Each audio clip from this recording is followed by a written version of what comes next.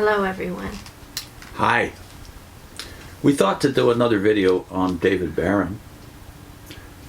This book greatly blessed me. I purchased it when I was a elder and pioneer in the downtown Toronto area, and it's blessed me much over the years. And it addresses very effectively, I think, something we've noticed in our comment section in the last few months. There seem to be a great many ex-Jehovah's Witnesses who are falling for the earliest heresy that hit the church, the Gnostic heresy, somehow positioning the God of the Old Testament against the God of the New Testament, leading not only to a rejection of the Old Testament completely, it would seem, but also much of the New Testament. Yeah, and giving no continuity between the two. And this is a heresy that the church addressed, and part of the way the church addressed it was to canonize the entire Old Testament, as well as what we call the New Testament, the 39 books and the 27 books. And of course some churches canonize more books, but no churches canonize fewer. So when you think of this idea that's causing so much ripple effect, not only in the ex-JW community, but we can only project millions of people are hearing this, this idea that somehow the God of the Old Testament, Yahweh, is not only not God the Father in the New Testament, but is actually Satan. Yeah, yeah. I mean, this is blasphemous, but it is also, well, I guess it's symptomatic. Rather than calling people who believe it blasphemous, I think we should get down to the root cause. The root cause is confusion in the ex-JW community is about what constitutes authority and how to read the Bible properly without the guidance of you-know-who. So the passage that we're going to deal with actually addresses this. And I immediately saw, oh, well, this is a good passage to read to people who have this confused idea about God in the Old Testament.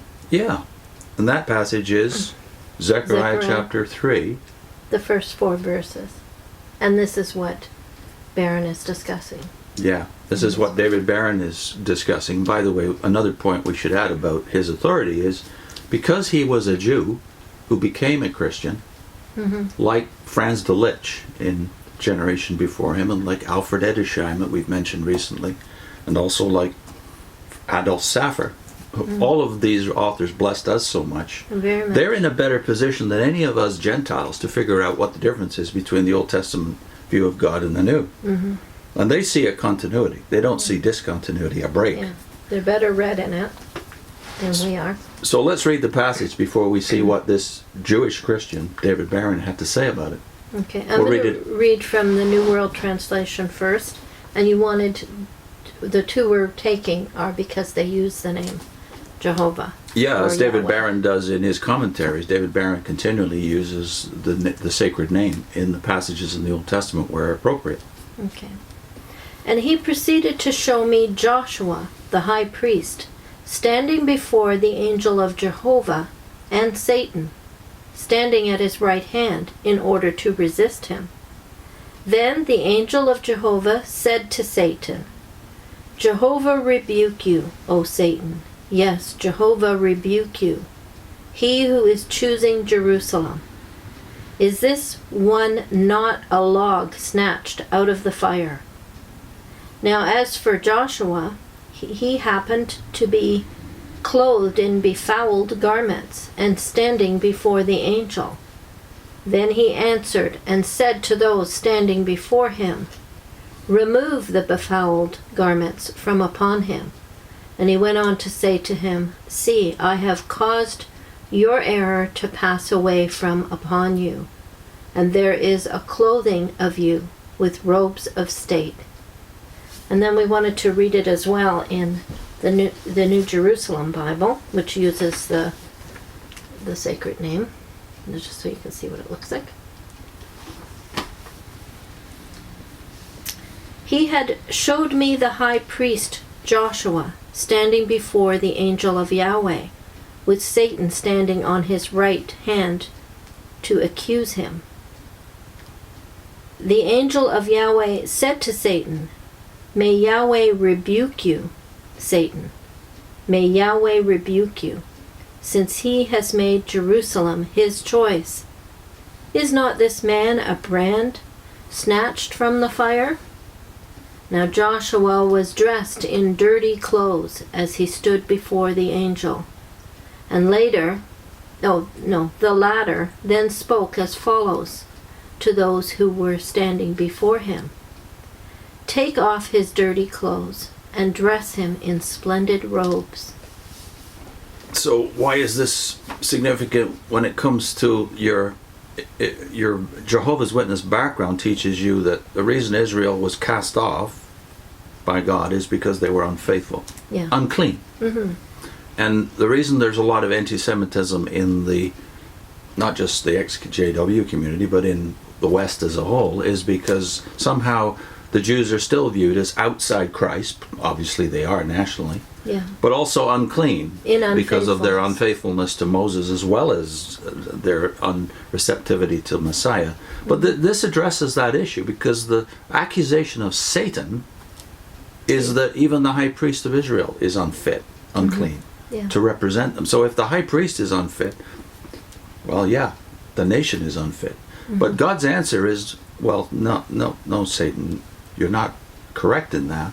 Because although it may be technically true that Israel is unfaithful and has always been unfaithful, and not just Israel, but going back to the patriarchs, none of them were clean either. Nevertheless, he says, this is what I am going to do. Mm-hmm. And he'd already started to do it. Let's not forget, this is after the exile, when Zechariah is produced. The people come back to the land. They are cured of some things, like national idolatry, but they're not cured of being unfaithful and unthankful.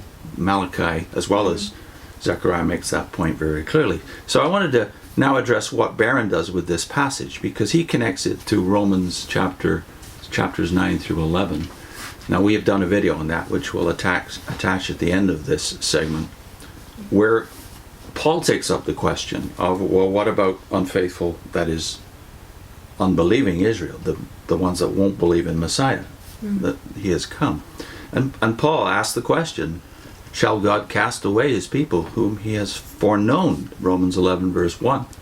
And of course, if you read all three of those chapters, 9 through 11, you realize Paul's answer is, well, he's not through with them. Their casting away is purposeful. Mm-hmm. It means salvation to the nations, the Gentiles. Yeah, so it's purposeful in that now salvation opens up to the Gentiles, but is God through with them? And read Romans 9 through 11 for Paul's answer.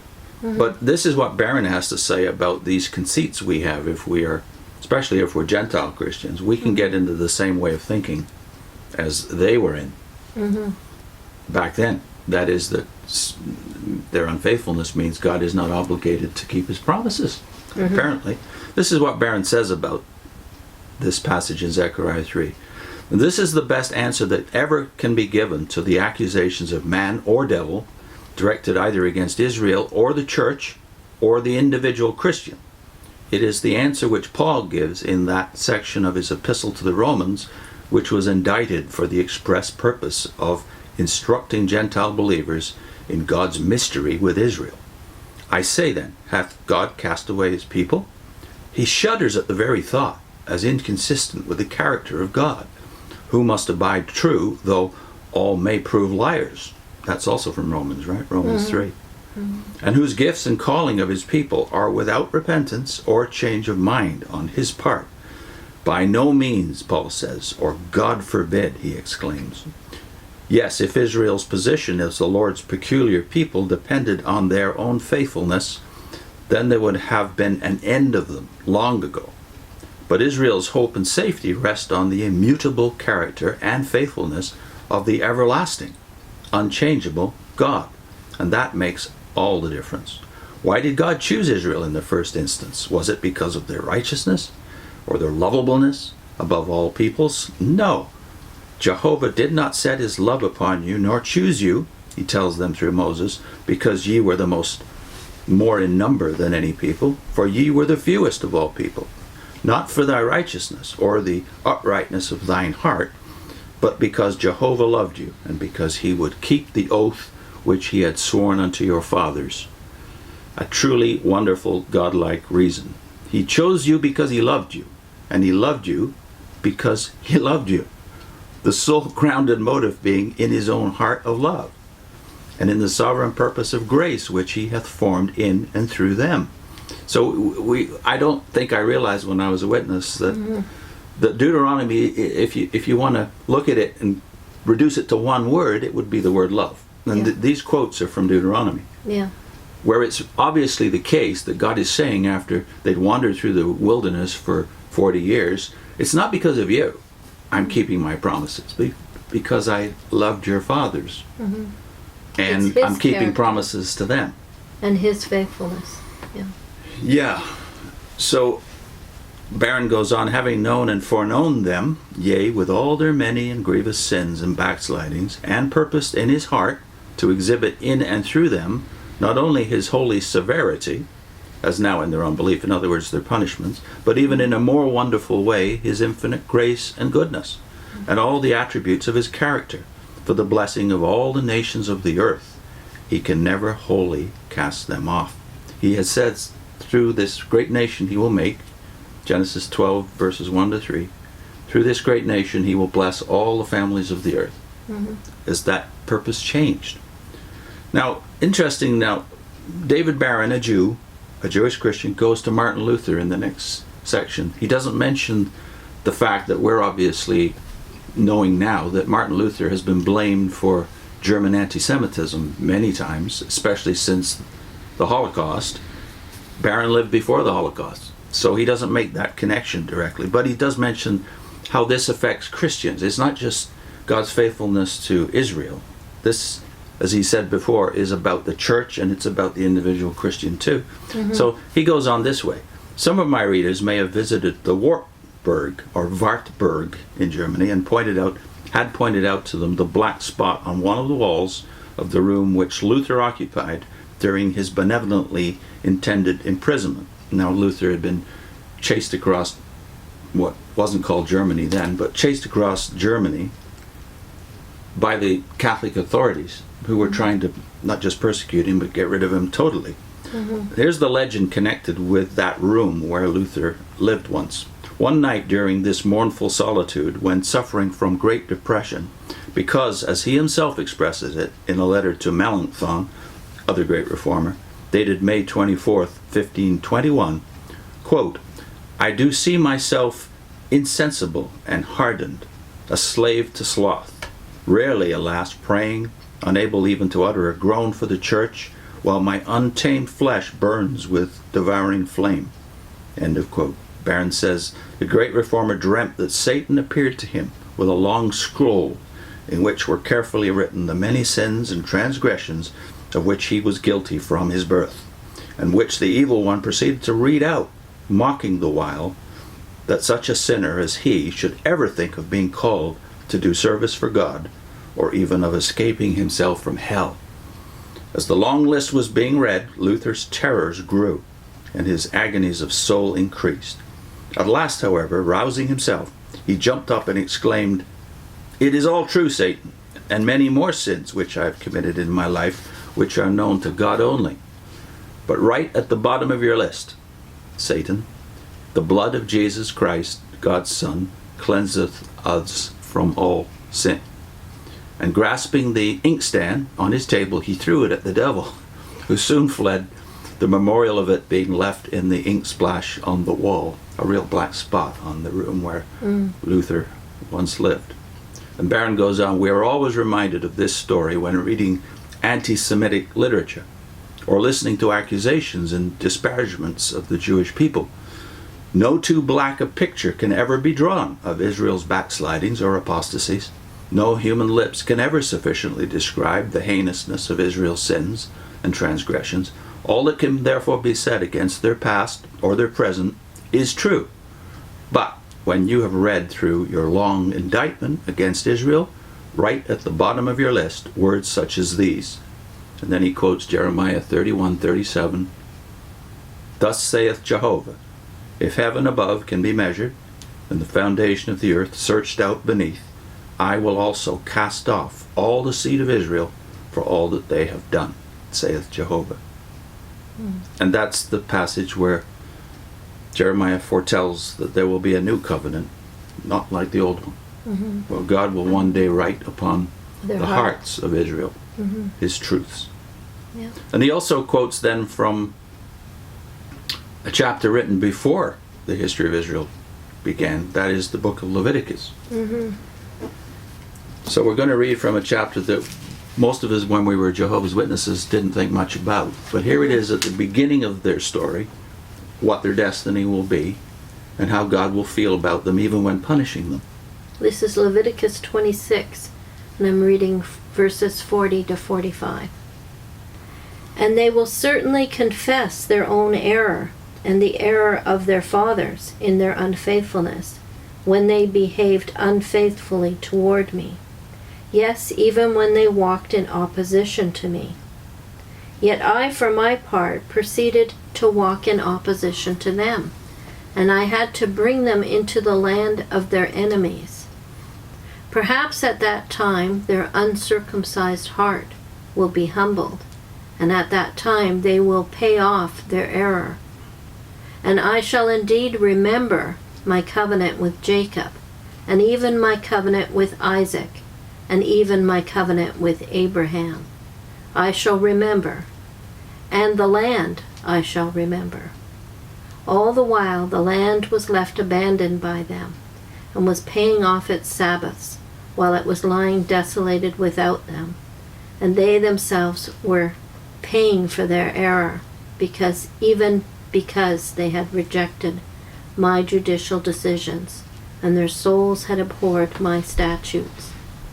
And yet for all this, while they continue in the land of their enemies, I shall certainly not reject them, nor abhor them, so as to exterminate them, to violate my covenant with them. For I am Jehovah, their God, and I will remember in their behalf the covenant of the ancestors whom I brought forth out of the land of Egypt, under the eyes of the nations, in order to prove myself their God. I am Jehovah. It, for me, couldn't be clearer when I read that as an ex-Jehovah's Witness, or actually it was before I resigned, I believe. I started to really think about this. Look at the remember here.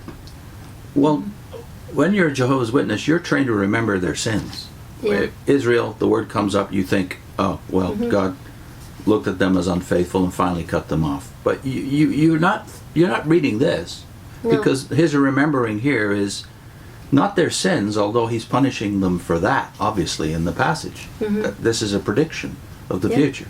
He's punishing them for their sins, but the promises upon which his relationship were promises made to their fathers. And notice the order here is unusual. I didn't notice that when I was a witness. The remembering is backwards. Yeah, it starts with Jacob, and then it goes back to Isaac, and then back to Abraham. And it doesn't even end with the promises to Abraham about his posterity. But his promises regarding the land. I remembered the land, and that reminds me that I didn't realize myself that when God said, "Go out from your kin, I will send you to a land." A land. The first promise was about a place he was going to go, and then all the other promises followed up upon that. So you don't realize that when you're a witness, that this destiny of the land, this destiny of the people, is all based upon unconditional promises made to the patriarchs, who themselves were not faithful. It just occurred to me too, while we're reading this, like we think about the unfaithfulness of Israel. One thing in which they were faithful was writing about their unfaithfulness. So the fact that this book, the Old Testament part, is really a history of all their unfaithfulness. Yeah. And it's written faithfully by them.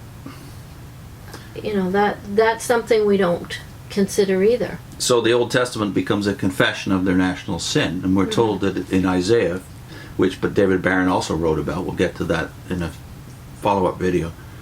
In Isaiah, we're told that one day they will confess nationally their sin of denying Messiah. Yeah.